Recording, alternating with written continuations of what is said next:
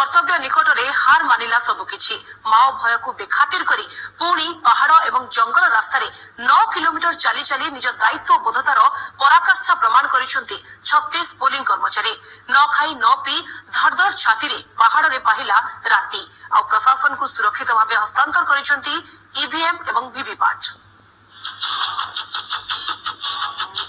घंचा जंगल पुणी पहाड़िया रास्ता पुणी हाथ कांध और मुंडरे लदा होईछि जिनिस। ईवीएम वीवीपैट मेसिन और अन्य सामग्री धरी ए पहाड़िया रास्ता रे चली पोलिंग पार्टी सदस्य। ए दृश्य मालकानगिरी चित्रकोंडा निर्वाचन मंडली भोर सरिला हेले नक्सल भय प्रशासन पठाइलानी गाड़ी जो पहाड़ जंगल रास्ता 9 किलोमीटर चली चली जिला मुख्यालय को आसी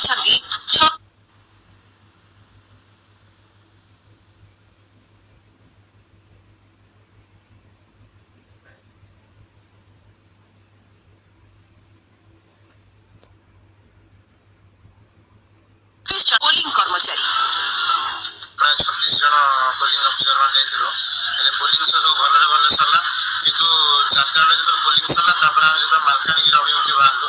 मालकानगिरी अभिमुखे बाहरला बेले हम जो सेक्टर ऑफिसर थिले से ऑर्डर करले जे हमको जे आपण माने रास्ता रे जाई होबनी काहे कि ना रास्ता रे सिक्योरिटी देई होबनी कि रिस्क अछि, बहुत रिस्क अछि। 6टा पार्टी गोटे हाई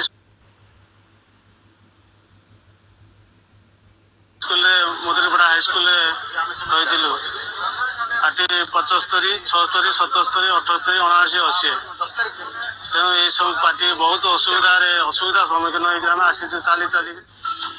मालकानगिरी चित्रकोंडा निर्वाचन मंडली बंडा घाटी अंचल मुदिलीपड़ा हाईस्कूल एमानकर पड़ीथिला पोलिंग ड्यूटी।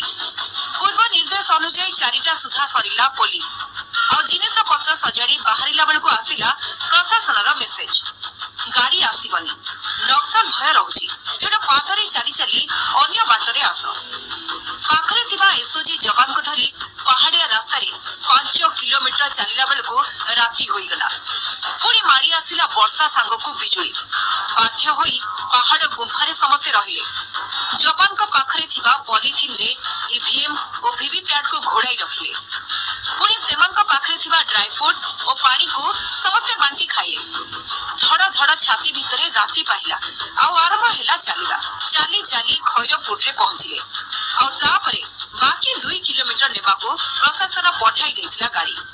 मोर इलेक्शन सरी गला हम संगे संगे निर्देश आसिला जे आगु को केबे हमें जाई परिबो नाही आउ गाड़ी रे जाई परिबो नाही। ऑफ रूट रे पहाड़िया जंगलिया रास्ता रे हमको चलिकरी मशीन सहित जीवाको पड़िबो।